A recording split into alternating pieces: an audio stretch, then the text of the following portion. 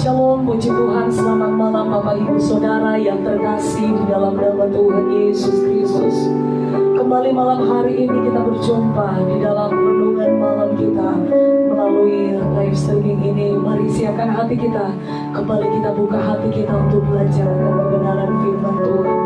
Mari sama-sama kita mengatakan kepada Tuhan, Engkau layak ditinggikan di dalam setiap hidup kami Tuhan. Biar segala bangsa memuji, mengagungkan dan meninggikan nama-Mu. Terima kasih Bapa. Besar dan ajaiblah karya-Mu, adilkah benar jalan-Mu, Raja segala bangsa yang maha kuasa,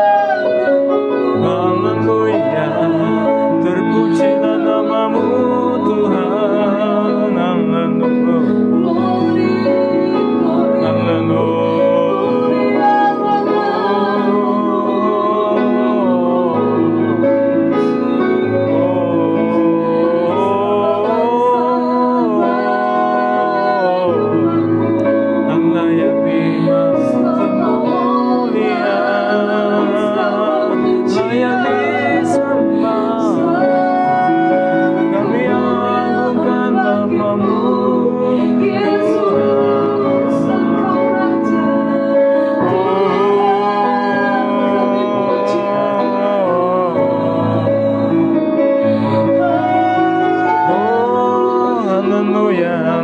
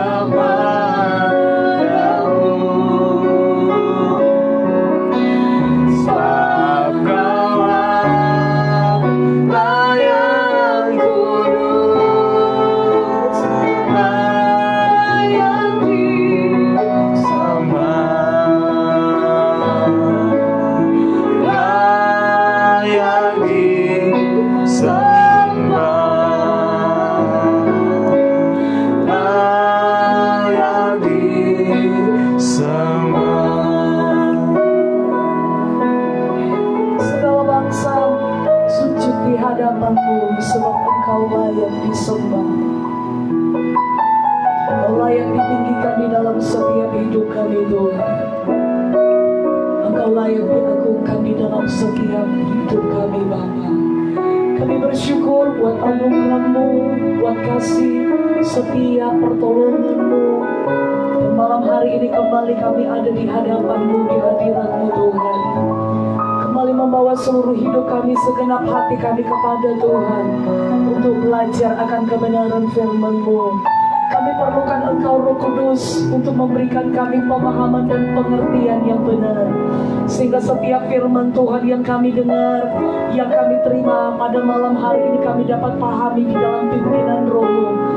Bukakan segala pengertian itu bagi kami Bapa, sehingga kami boleh menangkap, mengerti apa yang menjadi kehendak dan isi hati-Mu bagi setiap pribadi kami, bahkan seluruh umat-Mu dimanapun mereka berada yang mengikuti renungan malam ini. Urapan Tuhan mengalir dari altar Tuhan yang kudus, mengurapi hamba-Mu yang akan menyampaikan renungan malam ini. Bahkan setiap kami umat-Mu Tuhan bersama-sama mengikuti renungan malam ini, Tuhan memberkati kami.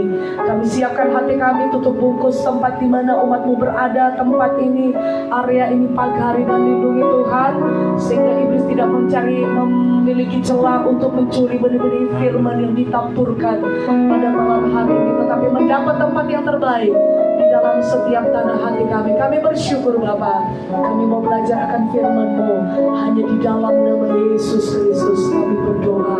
Haleluya, amin.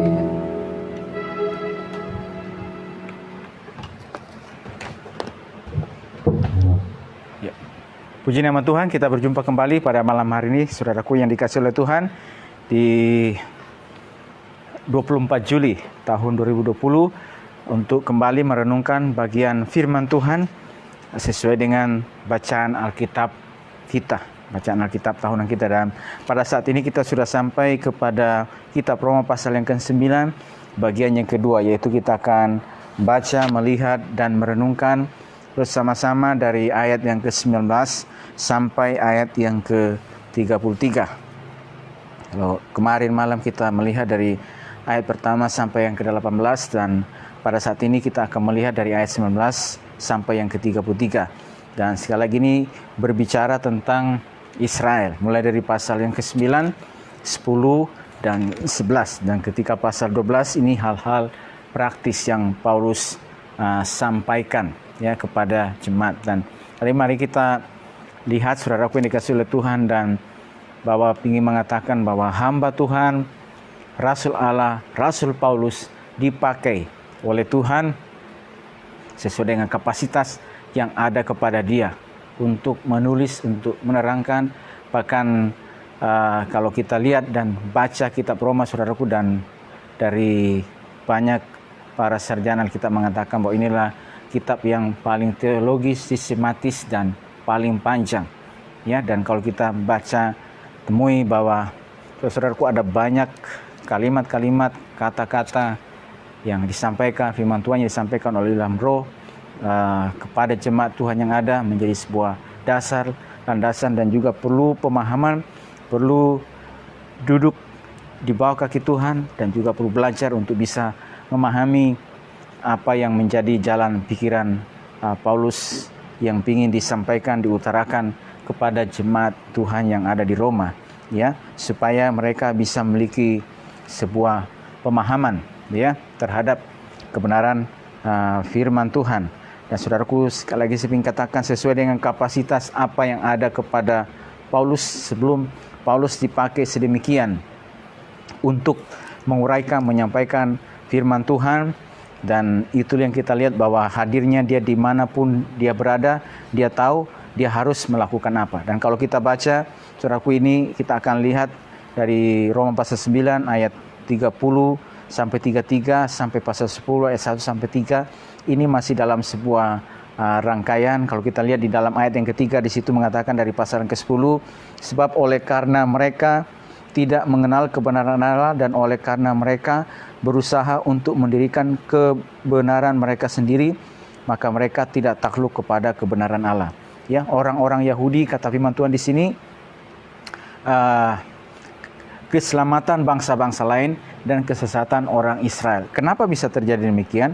Oleh karena mereka yang menunjuk kepada orang Yahudi ini tidak mengenal kebenaran Allah, dan oleh karena mereka berusaha untuk mendirikan kebenaran mereka sendiri.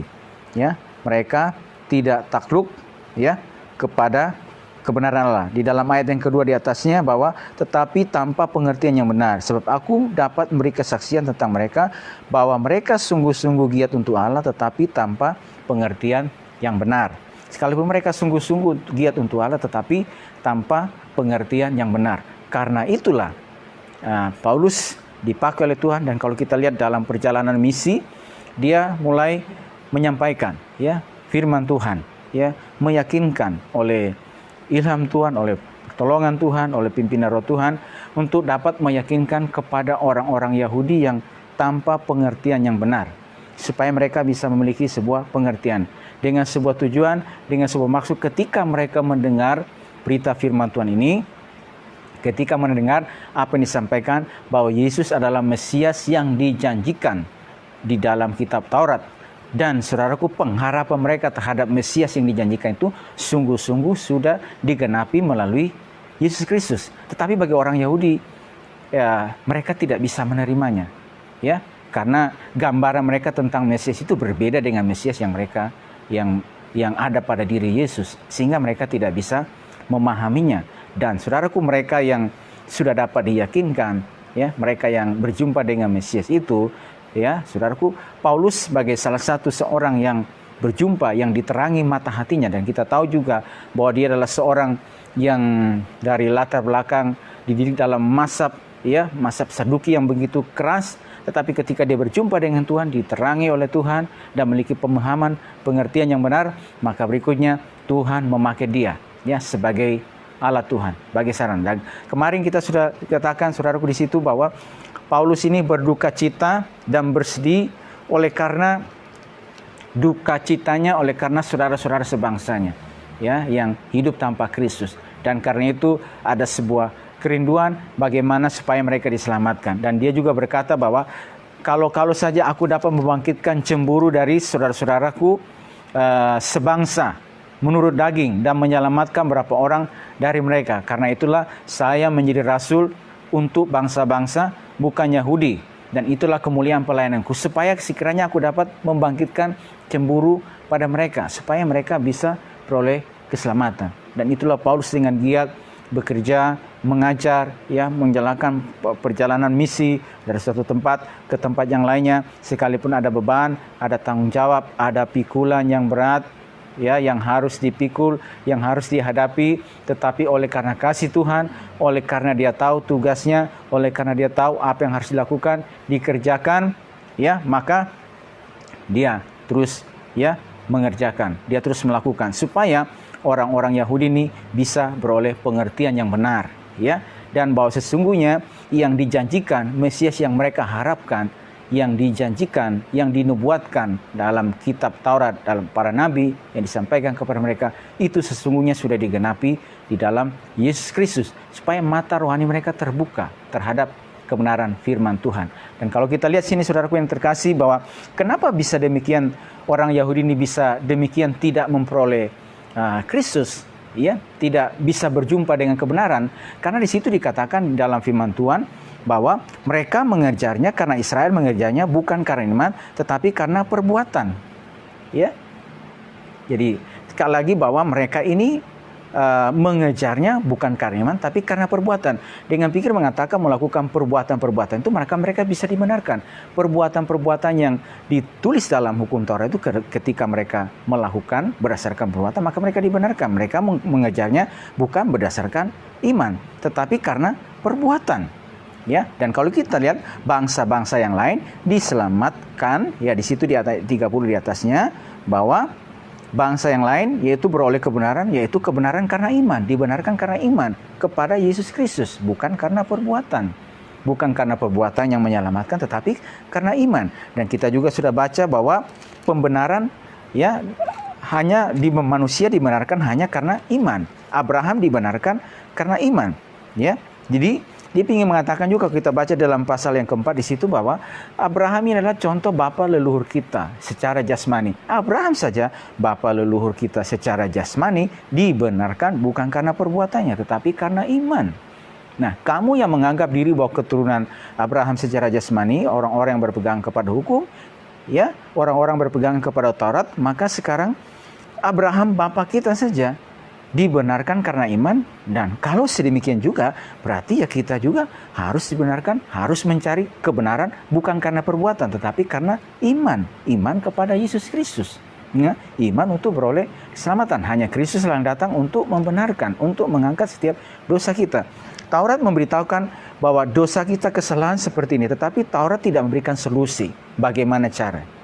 Tetapi Yesus datang untuk memberikan jalan, memberikan jawaban atas situasi tersebut. Nah, saudaraku dikasih oleh firman Tuhan, maka kita lihat di sini, perhatikan di dalam kitab Roma ini, bahwa keselamatan hanya diperoleh berdasarkan iman, bukan perbuatan. Jadi bangsa-bangsa lain di sini ayat yang ke-30, bangsa-bangsa lain yang tidak mengejar kebenaran tetapi beroleh kebenaran, yaitu kebenaran karena iman, bukan karena perbuatan. Jadi kita semua orang-orang percaya pada hari ini, kita beroleh keselamatan oleh karena iman, bukan karena perbuatan. Karena kalau perbuatan tidak akan pernah bisa menyelamatkan. Di dalam Yesaya mengatakan bahwa perbuatan manusia itu seperti kain kotor di hadapan Tuhan. Sebaik-baiknya manusia, sesaleh-salehnya manusia tidak akan bisa menyelamatkan. Hanya iman kepada pengorbanan Tuhan Yesus Kristus, itulah yang menjadi dasar untuk dibenarkan. Dan Tuhan juga dalam Efesus mengatakan, sebab kamu dibenarkan karena iman, itu bukan hasil pekerjaanmu, itu bukan hasil usahamu. Jangan ada orang yang memegahkan diri. Kita dibenarkan hanya iman kepada Tuhan Yesus Kristus. Jadi dengan kita beriman kepada Tuhan Yesus Kristus, di dalam Roma pasal 10 juga mengatakan bahwa berarti kita percaya kepada Tuhan Yesus Kristus, menerima karya kematian di atas kayu salib, berarti kita membiarkan setiap kutuk hukuman dosa kita, pelanggaran kita ditanggung oleh Kristus di atas kayu salib. Jadi kutuk hukuman dosa kita itu, upah dosa itu adalah maut. Harusnya kita yang menanggung di dalam kerajaan maut. Harusnya kita yang mati terhadap dosa, mati di dalam dosa dalam kerajaan maut. Tapi Kristus datang dan menanggung, menggantikan kutuk hukuman dosa kita itu, supaya kita yang harusnya mati beroleh hidup di dalam namanya. Dia yang menanggung semuanya, sehingga kita tidak akan beroleh penghukuman lagi. Demikianlah kita lihat di situ di bawah, demikianlah sekarang tidak ada penghukuman bagi mereka yang ada di dalam Kristus. Bagi mereka yang ada dalam Kristus tidak ada lagi penghukuman, karena Kristus telah menanggung setiap penghukuman itu. Murka Allah itu telah ditanggung olehnya. Dan kita yang percaya kepada Kristus, menerimanya sebagai Tuhan dan Juru Selamat, dan juga meminta Dia menyucikan, mengampuni dosa kita, artinya bahwa kita membiarkan mau supaya Kristus menanggung setiap kutukan dosa kita dan darahnya menyucikan, membasuh setiap kita. Dibenarkan bukan karena perbuatan, tetapi oleh karena iman. Nah, saya katakan perbuatan itu adalah bukti dari iman, ya, bukan untuk dibenarkan, ya. Tetapi saudaraku, yang kita lihat di sini bahwa orang Israel tidak sampai kepada kebenaran karena mereka mengejarnya berdasarkan perbuatan, ya. Mereka menganggap perbuatan taat kepada hukum dapat sampai kebenaran, ya. Mereka sungguh-sungguh giat bagi Allah, tetapi tanpa pengertian yang benar. Ya, di dalam ayat yang kedua di situ, di pasal yang ke-10, ya. Di situ bahwa tetapi tanpa pengertian yang benar. Mereka sungguh-sungguh giat untuk Allah tetapi tanpa pengertian yang benar. Sebab oleh karena mereka tidak mengenal kebenaran Allah dan oleh karena mereka berusaha untuk mendirikan kebenaran mereka sendiri, maka mereka tidak takluk kepada kebenaran Allah. Itulah yang Paulus sampaikan dan dikatakan di firman Tuhan ini, saudaraku, keinginan hatiku dan doaku kepada Tuhan ialah supaya mereka diselamatkan. Jadi ada satu kerinduan, keinginan supaya saudaranya sebangsa ini, mereka saudaranya sebangsa ini, ya, ada satu keselamatan terjadi. Jadi ada beban bagi saudaranya, dan itulah sebabnya oleh karena beban ini dia berduka cita, dia dalam keprihatinan dan juga menyerahkan hidupnya bekerja dengan segiat-giatnya, saudaraku. Berapapun harga yang harus dibayarkan, apapun tantangannya yang akan dihadapi, dia jalankan, dia kerjakan, dia lakukan, dan oleh hikmat yang Tuhan beri kepada dia, oleh segala apa yang telah dilengkapi bagi kehidupan Paulus, ya, bahwa setiap masa di mana ketika sebelum dia menjadi seorang pemberita Injil, dia adalah seorang yang sudah dididik, seorang yang sudah dilatih di bawah pimpinan Gamaliel, seorang diajar Taurat, ya, dalam oleh seorang ahli Taurat, dipersiapkan dengan sedemikian, ya, dan ketika dia berjumpa dengan Tuhan dan diubahkan dan ditransformasi dari seorang pembunuh, penganiaya jemaat kepada seorang rasul Allah, seorang pemberita Injil, rasul Allah kepada bangsa-bangsa dunia ini, saudaraku, yang kita lihat bahwa akhirnya hidupnya, hatinya, pikirannya yang telah diterangi oleh firman Tuhan ini, oleh firman Kristus yang menarik hidupnya, sekarang dia yang telah diterangi ini, berikutnya Tuhan memakai dia, dan dia yang telah mempersembahkan tubuhnya sebagai persembahan hidup yang kudus berkenan kepada Allah dan tidak sama lagi dengan dunia. Dia tahu ada karunia Tuhan, ada potensi Tuhan bagi hidupnya. Sekarang saya mesti mengerjakan sesuatu, saya mesti melakukan sesuatu, saya mesti memberitakan Injil kepada juga saudara-saudaraku sebangsa.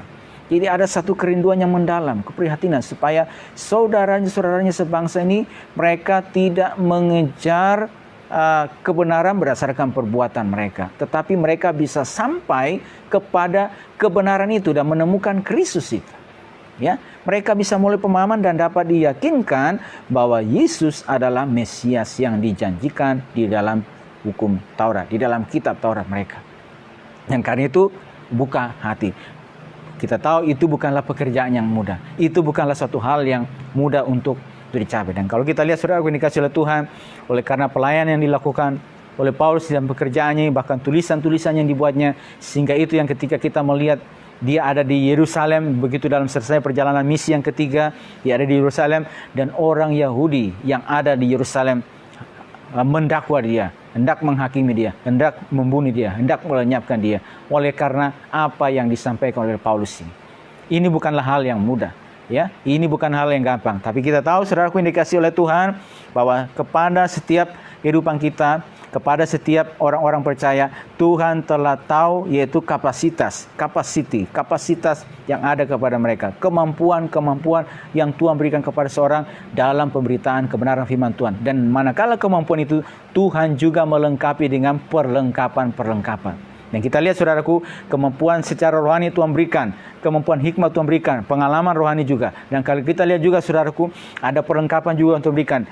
Kelahirannya, saudara-saudaraku, kelahirannya, dia adalah bangsa Yahudi, tapi kelahirannya menjadikan dia sebagai warga negara Roma. Dan manakala, saudaraku, waktu orang Yahudi hendak bermain hakim sendiri, hendak, saudara-saudaraku, membunuhnya, hendak menggagalkan rencana Allah melalui kehidupannya untuk sampai ke Roma dan juga memberitakan Injil di sana dan juga menulis surat yang lain sana, saudaraku dikasih oleh Tuhan, oleh pemerintahan Roma yang ada pada saat itu, karena Yahudi, ya, Yerusalem ada di bawah daerah kekuasaan ya, Roma, maka saudaraku sebagai warga negara Roma tidak boleh dihukum tanpa ada kasus pidana yang didapati. Ya, maka itulah satu persiapan yang Tuhan berikan kepada Paulus. Tuhan tahu kemampuan dia, Tuhan tahu kapasitas dia. Manakala dia menuju ke Yerusalem sana, saudaraku, Tuhan tahu, mengetahui, ya, bahkan dia mengikuti rencana Tuhan, dan Tuhan tahu benar-benar kapasiti yang ada kepada dia, sehingga Tuhan memakai hidupnya. Saudaraku, ini dikasih oleh Tuhan. Apa yang coba kita ingin lihat dan pelajari dari firman Tuhan yang kita baca, yang kita renungkan sampai pada saat ini, saudaraku, yang dikasih oleh Tuhan, bahwa semua kita yang ada diselamatkan hanya oleh karena iman kepada Tuhan Yesus Kristus, bukan karena usaha kita, bukan karena perbuatan kita, bukan karena kesalahan kita, tetapi hanya oleh iman. Berarti ini sangat penting. Iman timbul dari pendengaran. Pendengaran akan firman Kristus. Ya, iman timbul dari pendengaran, dan pendengaran oleh firman Kristus. Ketika kita mendengar firman Tuhan, maka timbul iman, saudaraku. Saudaraku dikasih oleh Tuhan, tentunya kita mempunyai pengalaman yang berbeda-beda. Kita menerima iman, percaya kepada Tuhan Yesus Kristus. Ada yang mungkin memang oleh karena dari semenjak orang tua dan mereka dilahirkan dalam keluarga, ya, keluarga yang taat kepada Tuhan, dan mereka juga diajarkan iman, timbul iman kepada Tuhan. Ada juga yang dalam perjalanan dengan berbagai macam cara Tuhan memanggil mereka, ya, pada waktunya. Ada juga macam-macam, banyak cara. Ya, kalau kita lihat dalam Alkitab juga bagaimana berbagai macam cara Tuhan memanggil, ya, orang-orang percaya. Seperti Rut misalnya, ketika berjumpa dengan suaminya, maka dari situ dia mengenal Allah Israel yang disembah oleh keluarga dari suaminya, dan dari situ dia terhisap masuk ke dalam keluarga Israel, keluarga yang percaya kepada Tuhan. Demikian juga misalnya seorang yang bernama Rahab diselamatkan dari cara hidup yang gelap, cara hidup yang malam, cara hidup dalam perbuatan dosa, ya, di kota Yeriko. Tetapi ketika dia menerima dan menyambut pengintai-pengintai itu datang kepada dia, saudaraku, dan artinya berarti dia ikut mendukung, ya, ikut bersama-sama juga mendukung apa yang akan Tuhan lakukan, kerjakan kepada kota Yeriko, dengan dia menyambut dan melayani pengintai tersebut dan menyembunyikan dari kejaran orang-orang Yeriko pada saat itu, berarti dia juga ikut mendukung karya Tuhan, ya, melalui para pengintai, melalui orang Israel, supaya kota itu dimusnahkan. Dan saudaraku, akibatnya apa? Dia beroleh keselamatan, ya. Jadi selamatkan dari cara hidup yang demikian, oleh karena saudaraku dia mendengar tentang apa yang Tuhan lakukan, ya, kerjakan. Dan sampai juga pada hari ini, saudaraku, ketika kita juga mendengar kebenaran firman Tuhan dengan berbagai macam cara yang disampaikan kepada kita, timbullah iman. Iman timbul oleh pendengaran akan firman Tuhan, firman Kristus. Kita diselamatkan bukan karena perbuatan kita, tapi karena iman. Dan sesudah kita mengakui, menerima Tuhan Yesus Kristus sebagai Tuhan yang selamat, saudaraku, maka langkah berikutnya, saudaraku, kita harus tetap tinggal di dalam panggilan tersebut, pilihan Allah tersebut, ya, berjalan, berada. Demikianlah tidak ada penghukuman bagi mereka yang ada dalam Kristus. Artinya, saudaraku, kita tahu, yakin, percaya, ketika kita menerima Tuhan Yesus Kristus sebagai Tuhan yang selamat, maka posisi kita sudah dikuduskan dan dibenarkan oleh Tuhan Yesus Kristus, ya. Darahnya menyucikan, mengampuni segala dosa kita. Dalam perjalanan kita ini yang kita jalani pada hari ini, hendaklah hidupmu tetap di dalam Kristus. Kamu yang menerima Kristus, kata firman Tuhan, hendaklah hidup tetap di dalam Kristus, hendaklah berakar dalam Dia dan bertambah teguh di dalam iman yang diajarkan kepadamu. Bahkan di Filipi juga mengatakan, tetaplah kerjakan keselamatanmu. Dan juga dikatakan juga di Roma, persembahkanlah tubuhmu dan jangan sama lagi dengan dunia. Artinya inilah orang-orang yang tetap dalam Kristus, ya. Kita tahu kita yang diselamatkan, berarti saya harus tetap dalam Kristus. Dan saudaraku yang dikasih oleh Tuhan, bahwa melalui kehidupan kita, sebagaimana yang kita lihat, saudaraku, apa yang Paulus kerjakan, apa yang Paulus lakukan ini, saudaraku, bahwa keinginan hatinya, kerinduannya, ya, bagaimana ada satu beban, satu kerinduan supaya saudara seimannya, saudara sebangsanya ini bisa beroleh keselamatan. Itulah muncul sebuah keprihatinan, sebuah duka cita, supaya saudara-saudara seimannya yang mengejar kebenaran oleh karena perbuatan, mata rohani mereka bisa terbuka, tersingkapkan, ya, dengan pengertian, pemahaman yang benar, ya, terhadap kebenaran itu. Ya, supaya saudaraku, hati mereka bisa terbuka, ya, dan membiarkan Roh Kudus bekerja, Roh Allah bekerja. Nah, kita tahu saudaraku yang terkasih, kata firman Tuhan bahwa seseorang juga bisa dapat percaya, menerima, mengakui Yesus Kristus sebagai Tuhan, itu juga karena pekerjaan Roh Kudus. Roh Kudus yang menginsafkan. Ya, Roh Kudus yang menginsafkan dosa orang tersebut sehingga mereka boleh sadar. Ya, dan tahu. Yesus juga mengatakan bahwa seorang dapat percaya kepadaku oleh karena Bapa yang menariknya. Petrus mengatakan, waktu Yesus bertanya, siapakah aku ini? Menurut kata orang, siapa aku? Engkau adalah Mesias, engkau adalah salah satu nabi.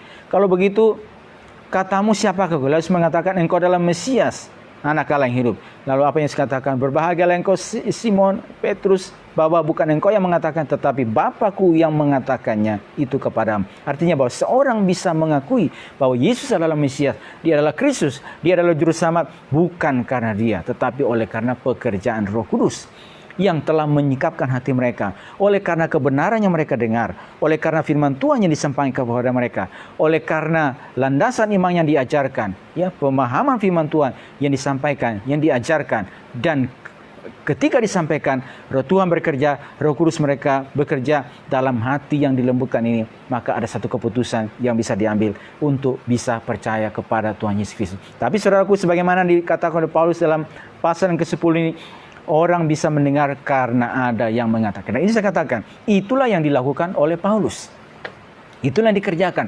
Sebagai seorang yang telah berjumpa dengan Tuhan. Sebagai seorang yang mengetahui benar bahwa saya adalah hamba Allah yang mau taat sepenuhnya kepada kehendaknya. Supaya melalui kehidupan dia, melalui apa yang dikerjakannya, melalui dimanapun dia berada, mereka bisa memahami kebenaran Allah. Mereka bisa mengetahui kebenaran Allah. Dan itu yang saya katakan, bahwa mereka juga yang dalam keraguan-raguan, dalam kebimbangan, ya, dalam kelemahan, mereka bisa memperoleh keteguhan oleh karena ada yang Tuhan pakai untuk menyampaikan kebenaran firman Tuhan kepada mereka, supaya mereka bisa teguh dalam iman kepada Tuhan. Saudaraku ini kasih oleh Tuhan, mau apa ini saudaraku? Kita ingin coba juga mengatakan bahwa hadirnya juga kita pada hari ini saudaraku. Adanya saudara pada hari ini. Kita yang telah menerima Tuhan Yesus Kristus, yang diselamatkan bukan oleh karena perbuatan kita, tetapi oleh karena iman kepada Tuhan Yesus Kristus. Maka sebagai bukti juga dari iman kita juga, bahwa hadirnya kita di mana itu berarti juga kita mengerjakan, melakukan tugas kita. Apa yang harus kita lakukan? Berarti saudaraku yang sekali lagi katakan, hadirnya kita di mana sekarang, saya juga bisa memiliki sebuah rasa juga. Memiliki juga rasa sebuah beban ketika melihat misalnya ada saudara-saudara saya, ada rekan-rekan saya, yang mereka yang pertama kita bisa melihat saudaraku, mereka yang dalam keraguan-raguan, mereka yang dalam kebimbangan, mereka yang tanpa pengertian, pemahaman yang benar terhadap firman Tuhan dan juga terhadap berbagai situasi kehidupan mereka. Ya, supaya tidak dengan kekuatan mereka, tidak dengan kemampuan mereka, tetapi hanya oleh Tuhan. Supaya saudaraku dalam masa kelemahan, dalam masa itu saudaraku mengizinkan, membiarkan Roh Tuhan bekerja dengan seluruh-seluruhnya melalui kebenaran firman Tuhan yang diajarkan. Dan artinya itu apa saudaraku? Hadirnya kita, hadirnya saya dan saudara di tempat tersebut di mana Tuhan bawa setiap kehidupan kita, berarti kita juga sebagai duta-duta kebenaran, pembawa berita kebenaran, pembawa firman Tuhan, supaya mereka yang dalam keraguan-raguan, dalam kebimbangan, dalam kelemahan, dalam pemahaman, ya, pengertian yang tanpa pengertian yang benar terhadap firman Tuhan, mereka bisa dapat diyakinkan, mereka bisa dapat diteguhkan, mereka bisa dapat dikokohkan dalam iman kepada Tuhan. Bukan sebaliknya, bukan datang dan pingin hal yang sebaliknya, ya, supaya mereka bisa mengalami yang sebaliknya. Dan itu yang kita lihat saudaraku yang dikasihi oleh Tuhan, sebagaimana yang dilakukan oleh Paulus ini sebagai senjata kebenaran, sebagaimana dilakukan juga oleh Barnabas. Ketika jemaat mengalami kasih karunia, dia bersukacita. Ketika ada saudara seiman yang makin diangkat, diberkati, dipakai, mengalami kasih karunia Tuhan, dia bersukacita karenanya. Ya, dia boleh bersukacita. Tidak seperti misalnya dari golongan orang-orang Yahudi yang mengatasnamakan diri mereka utusan rasul, tapi tidak, dari Yudea datang ke Antioquia ketika melihat ada kasih karunia terjadi kepada jemaat yang ada di sana, pertumbuhan jemaat ya terjadi dengan luar biasa, dan sampai terdengar berapa kilometer ya dari Antioquia ke Yerusalem, terdengar ke sana, dan mereka boleh datang dengan sebuah tujuan yang berbeda, bukan atas otoritasi para rasul, tapi datang dengan bawa pribadi mereka sendiri. Dan apa yang mereka ingin ajarkan sana, ingin menggoyangkan, Ya, supaya jemaat yang sudah bertumbuh ini, yang sudah mengenal firman Tuhan, maka sekarang ada benih-benih yang lain datang yang ingin menggoyangkan, yang ingin mengacaukan, sehingga mereka tidak teguh, tidak kokoh. Saudaraku, tetapi kita adalah harus menjadi orang-orang sebaliknya, supaya hadirnya kita di mana jemaat Tuhan, saudara seiman kita, mereka bisa berjumpa dengan Kristus dan mengalami kasih karunia Tuhan dan mengalami janji-janji Allah juga. Karena manakala kita mendapatkan Kristus juga, mendapatkannya dan melakukannya, itu juga pada kita juga ada janji-janji Tuhan bagi setiap kita. Janji-janji akan kita nikmati. Tidak hanya janji kepada kita selama hidup dalam berjalan waktu yang kita jalani pada hari ini, tapi juga pada dalam kekekalan. Kita tahu, saudaraku, tahukah kita, saudaraku, bahwa dalam perjalanan kehidupan kita pada hari ini ada janji-janji Tuhan yang menyertai. Itulah sebabnya kita melakukan bagian kita saja, dan Tuhan akan melakukan, mengerjakan bagian. Dia akan menumbuhkan setiap apa yang saudara lakukan pada hari ini. Ya, hadirmu saudara di mana, maka saudara juga akan percayalah akan mengalami kasih karunia Tuhan juga. Dan itu yang juga selalu kita lihat bahwa ada mustahil Tuhan boleh membawa dan mengangkat saudara untuk kuat pada salah satu pintu gerbang atau beberapa pintu gerbang. Dan di pintu gerbang dengan kuatmu engkau pada pintu gerbang tersebut, engkau juga menyatakan kebenaran Allah. Engkau juga menyuarakan firman Tuhan melalui kehidupanmu. Karena Tuhan boleh berkenan mengangkat, engkau juga boleh mengalami janji-janji Allah. Ya, janji Allah yang dijanjikan kepada kehidupan kita.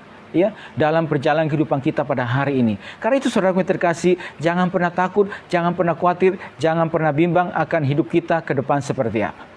Ya, bagi setiap kehidupan kita di dalam keluarga, jangan pernah takut akan masa depan anak-anak kita dan sampai kepada generasi kita berikutnya, anak, cucu dan seterusnya, karena kita tahu ada janji Tuhan juga yang menyertai kehidupan mereka. Kalau kita sudah memulai sesuatu yang baik, kita sudah menabur sesuatu yang baik, dan juga kita menanamkan sesuatu yang baik, yang benar kepada generasi kita, kepada anak kita. Saudaraku yang terkasih, maka kita percaya bahwa Tuhan juga akan melakukan apa yang menjadi bagiannya, apa yang menjadi janjinya bagi setiap kehidupan kita, bagi setiap orang-orang yang percaya. Bukankah itu yang dijanjikan di dalam firman Tuhan?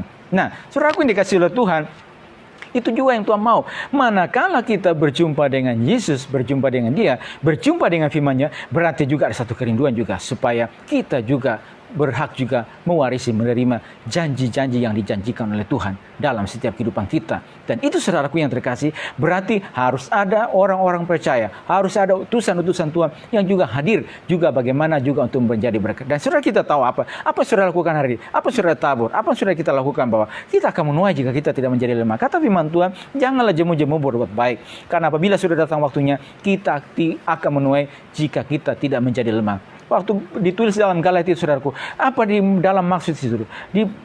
Di konteks di perikop itu berbicara tentang bertolong-tolonglah menanggung beban, ya, saudara kita, ya, iman kita. Dan apa perbuatan baik juga yang kita bisa kerjakan di dalam perkumpulan kita, di dalam rumah Tuhan. Apa yang kita bisa kerjakan di sana? Saudara dikasih oleh Tuhan, berarti hadirnya kita yang telah diselamatkan oleh karena iman, bukan karena perbuatan kita. Dan ketika kita juga tahu kita diselamatkan, dan pada setiap pribadi kita juga harus memiliki juga seperti yang saudaraku yang dilakukan oleh Paulus ini, supaya juga rekan-rekannya, saudara sebangsanya, itu artinya juga orang-orang yang terdekat dengan dia, itu mereka juga bisa berjumpa dengan Tuhan. Pemahaman yang benar tentang Kristus, karena ada yang Tuhan pakai, ada yang telah diterangi, ada yang telah diubahkan, ada yang telah ditransformasi, pengertiannya diubahkan, ya, hidupnya diubahkan, pengertiannya tentang Tuhan diubahkan. Dan ketika dia telah diubahkan, sekarang apa yang Tuhan kerjakan bagi dia ini, sekarang dia juga memperkaya orang lain. Dia juga menjadi seorang berkat, karena dia sendiri telah diperkaya oleh Tuhan, oleh pemahaman firman Tuhan. Dan berikutnya sekarang dia juga bisa memperkaya orang lain. Kerjakan, lakukan. Aku menanam, Apolos menyiram, Tuhan beri pertumbuhan, dan masing-masing akan menerima upah sesuai yang dikerjakan. Dan Isa katakan, saudaraku yang terkasih, menguatkan mereka yang ragu-ragu, yang bimbang, dan juga memakaikan pakaian kebenaran bagi mereka yang dalam kegelapan. Mereka mesti diangkat dari gelap, ya, dan dipakaikan sebuah pakaian kebenaran. Pakaian lama mereka ditanggalkan dan dipakaikan pakaian yang baru, ya, pakaian yang baru, manusia yang baru, perbuatan yang baru, cara hidup yang baru, pola pikir yang baru, perbuatan yang baru, perkataan yang baru, tindakan yang baru. Oleh karena apa? Hidup telah diperbaharui, diangkat dari kegelapan, diangkat dari lumpur dosa, habis itu disucikan dalam darah Tuhan Yesus Kristus. Dan berikutnya saudaraku, mulailah ditanamkan, diajarkan dilengkapi kepada mereka perkataan-perkataan Kristus, supaya perkataan Kristus dan segala kekayaannya itu diam di dalam kehidupan mereka, berdiam dalam hati mereka. Dan oleh pertolongan Roh Kudus, oleh pimpinan Roh Tuhan, mereka juga akan sekarang memperlengkapi diri mereka, terus mengenakan pakaian-pakaian yang baru itu. Dan saudaraku, mereka juga disiapkan juga untuk menjadi alat berikutnya. Saudaraku dikasih oleh Tuhan. Jadi pada setiap kehidupan kita, saudaraku, hadirnya kita, adanya kita di mana pada hari ini, kita yang telah diselamatkan bukan oleh karena perbuatan kita, tapi oleh karena iman. Berarti juga saudara-saudara dikasih oleh Tuhan, Tuhan juga memanggil setiap kehidupan kita supaya kita ada di mana, juga melalui kehidupan kita juga ini, pembawa, pemberita kebenaran firman Tuhan, memberikan pemahaman ya firman Tuhan dimanapun kita berada, menguatkan mereka yang ragu-ragu, yang bimbang, ya, supaya mereka jadi teguh, ya, jadi kokoh dalam iman kepada Tuhan. Ya, apa yang menjadi kebimbangan mereka, apa yang menjadi kekhawatiran mereka, apa yang menjadi keraguan mereka. Apalagi juga mungkin di tengah pada hari ini, sebagaimana Yesus juga berkata dalam firman-Nya, jangan khawatir. Karena itu aku berkata kepadamu, jangan kamu khawatir. Ya, akan hidupmu, akan apa yang kamu pakai, apa yang akan kamu minum, ya, dan seterusnya. Bukankah Bapamu yang di surga, ya, tahu semuanya itu, supaya mereka yang dalam kekhawatiran ini tahu, ya, tidak boleh takut, khawatir, karena Tuhan menjadi jaminan. Ketika kita melakukan bagian kita, ketika kita mengerjakan bagian kita, maka Tuhan juga akan melakukan bagiannya, ya, memberikan kekuatan kepada mereka supaya mereka boleh kuat. Saya akan bacakan kepada kita di surat Efesus pasal yang pertama ayat 18 sampai yang ke-23. Doa untuk pengertian tentang kemuliaan Kristus. Efesus pasal 1 ayat 18 sampai yang ke-23. Dan supaya ia menjadikan mata hatimu terang, agar kamu mengerti pengharapan apakah yang terkandung dalam panggilannya, betapa kayanya kemuliaan bagian yang ditentukannya bagi orang-orang kudus. 19. Dan betapa hebat kuasanya bagi kita yang percaya, sesuai dengan kekuatan kuasanya yang dilakukannya, dikerjakannya di dalam Kristus dengan membangkitkan dia dari antara orang mati dan mendudukan dia di sebelah kanannya di surga, jauh lebih tinggi dari segala pemerintah dan penguasa dan kekuasaan dan kerajaan dan tiap-tiap nama yang dapat disebut, bahkan hanya di dunia ini saja, bukan hanya di dunia ini saja, melainkan juga di dunia akan datang, dan segala sesuatu yang telah diletakkannya di bawah kaki Kristus, dan dia telah diberikannya kepada jemaat sebagai kepala dari segala yang ada. Jemaat yang adalah tubuhnya, yaitu kepenuhan dia yang memenuhi semua dan segala sesuatu. Saudara, gue perhatikan sini di dalam doa Paulus, dan supaya ia menjadikan mata hatimu terang, mata hatimu terang terhadap kebenaran, terhadap iman Tuhan, dan supaya ia, artinya apa? Tuhan membuka mata hati, memberikan pengertian atas setiap apa yang mereka dengar, atas setiap apa yang disampaikan kepada mereka, ya, betapa kayanya. Nah, di situ kata firman Tuhan, bahwa setiap kebenaran yang disampaikan, setiap firman Tuhan yang disampaikan oleh setiap utusan-utusan Tuhan, oleh setiap hamba-hamba Tuhan, oleh setiap mereka yang datang, bahkan melalui Paulus yang menyampaikan firman Tuhan kepada jemaat ini, oleh doa, oleh pimpinan Tuhan, oleh Roh Kudus, memampukan mereka. Mereka yang telah dimeteraikan ini oleh Roh Kudus ini, Roh Kudus sebagai jaminan, dan kata firman Tuhan, menjadikan mata hatimu terang, terbuka dengan pengertian, pemahaman benar, agar kamu mengerti pengharapan apakah yang terkandung dalam panggilannya, betapa kayanya kemuliaan bagian yang ditentukannya bagi orang-orang kudus, betapa kayanya kemuliaan bagian yang ditentukan bagi orang-orang kudus, dan betapa hebat kuasanya bagi kita yang percaya, sesuai dengan kekuatan kuasanya. Kamu bisa memahami dan boleh mengerti. Mata hatimu, kita boleh terbuka terhadap ini, terhadap firman Tuhan, dan boleh mengalami juga tentunya betapa hebat kuasanya bagi kita yang percaya, sesuai dengan kekuatan kuasanya yang dikerjakannya di dalam Kristus dengan membangkitkan dia dari antara orang mati. Mereka oleh Tuhan, ini menjadi satu kerinduan dan menjadi doa Paulus kepada jemaat yang ada. Dan kalau kita lihat juga, berarti khususnya juga kepada orang-orang saudara-saudara sebangsanya dalam pilihan dan panggilan Allah untuk melayani, supaya mereka ini dengan pengertian yang benar, supaya ini mata hati mereka terang, supaya mereka terbuka terhadap firman Tuhan. Dan melalui apa yang dikerjakannya, Roh Tuhan bekerja, Roh Kudus bekerja, dan saudaraku, mereka bisa menerima kebenaran firman Tuhan dan mengalami betapa hebat kuasanya bagi kita yang percaya, sesuai dengan kekuatan kuasa-Nya. Saudaraku dikasihi oleh Tuhan, kita ini adalah juga alat-alat yang akan dipakai oleh Tuhan. Dan kita percaya, saudaraku dikasihi oleh Tuhan, Tuhan juga akan pakai kehidupan kita, supaya melalui kehidupan kita, melalui hidupmu, hidup kita yang telah diterangi oleh firman Tuhan, hidup kita yang telah dilengkapi oleh firman Tuhan, hidup saudara yang telah mengalami pengalaman-pengalaman bersama dengan Tuhan, hidup saudara yang telah diperkaya oleh firman Tuhan, dan juga dengan pengalaman-pengalaman rohani. Dan sekarang juga hadirmu, adamu ada di mana juga, engkau juga bisa menyampaikan, memberitakan, dan melalui kerja Tuhan, melalui kerja Roh Kudus, orang-orang yang mendengarnya beroleh kasih karunia dan mata rohani mereka bisa terbuka. Dan itu yang saya katakan, mereka bisa memahami pemahaman firman Tuhan, mereka bisa mengerti Tuhan dengan seutuhnya, dan tidak tinggal di dalam kebimbangan dan keraguan dan kekhawatiran. Jangan sampai dipenuhi dengan kekhawatiran yang ada pada hari ini. Kita masih ada dalam dunia, kita masih hidup dalam dunia, tetapi tidak dipenuhi dengan kebimbangan dan kekhawatiran. Itu sangat penting. Kita tahu Tuhan sudah menjadi jaminan bagi setiap kehidupan kita. Tuhan menjadi jaminan bagi kehidupan kita. Ya, saudaraku, dan berikutnya juga saudaraku, mereka ini dipakaikan pakaian kebenaran, ya, dan hidup dalam kebenaran firman Tuhan. Saudaraku yang dikasihi oleh Tuhan, kiranya oleh pertolongan Roh Kudus bagi setiap saudara kita pada malam hari ini, kita yang telah dibenarkan, kita yang telah diselamatkan oleh karena iman kepada Tuhan, bukan karena perbuatan kita. Berikutnya juga kita menyerahkan kehidupan kita. Tuhan, ini kami Tuhan, sebagai senjata-senjata-Mu ya Tuhan. Dan kalau kita lihat di pasal ayat sebelumnya saudaraku, bahwa Tuhan berdaulat atas kehidupan kita supaya kita menjadi bejana, dipakai untuk satu maksud yang sesuai dengan kehendak Tuhan, ya, menurut kehendaknya Dia. Sudah kasih Tuhan, supaya hidup ini dimanapun kita berada, nama Tuhan dipermuliakan, melalui kehidupan kita membawa bau keharuman Tuhan, menjadi senjata-senjata kebenaran, dan mereka, saudara-saudara seiman kita, orang-orang percaya lainnya, mereka bisa diterangi oleh firman Tuhan, mereka bisa diteguhkan, mereka bisa dikuatkan, dan juga mengalami janji-janji Tuhan dalam kehidupan mereka. Karena Tuhan bagi hidup kita. Puji Tuhan. Tuhan berkati kehidupan kita pada malam hari ini. Kita akan masuk dalam doa kita. Dan sebelumnya kita akan kembali memuji Tuhan. Dan setelah itu kita akan masuk dalam doa kita.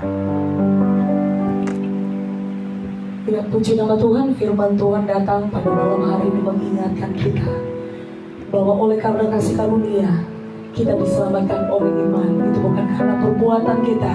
Karena itu saudara, kerjakan keselamatanmu dengan takut dan gentar. Dan malam hari ini kita datang kepada Tuhan. Kita membawa seluruh hidup kita kepada Tuhan. Dan kita akan membawa juga di dalam setiap doa-doa kita. Kita mau bersyukur atas kasih karunia anugerah keselamatan yang telah Tuhan kerjakan bagi setiap hidup kita. Tidak dapat digantikan oleh apapun yang ada di dunia ini. Dan patut kita harus kerjakan keselamatan yang telah Tuhan beri dengan sungguh-sungguh di dalam setiap langkah hidup kita. Haleluya. Betapa hidup kuasanya bagi kita, bagi kita yang percaya. Sesuai dengan kekuatan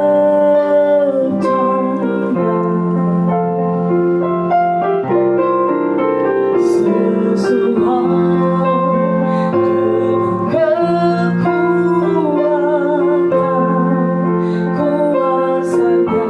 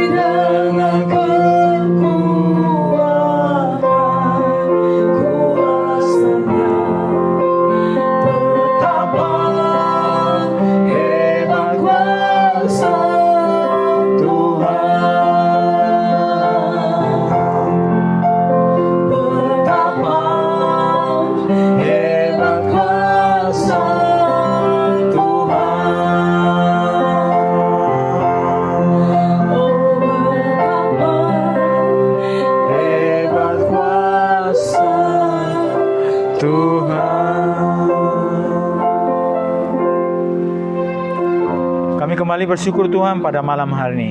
Terima kasih buat waktu ini, kesempatan ini untuk kembali kami bersama-sama datang kepadamu, memuji Engkau, sebab Engkau layak ditinggalkan, dimuliakan, dan juga kami boleh kembali bersekutu dengan firman-Mu Tuhan.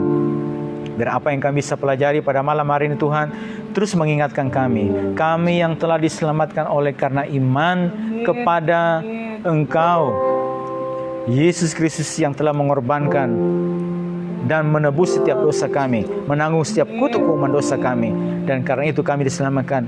Dan berikutnya juga Tuhan, kami ada pada hari ini Tuhan, ada yang harus kami lakukan, ada yang harus kami lakukan, kerjakan Tuhan.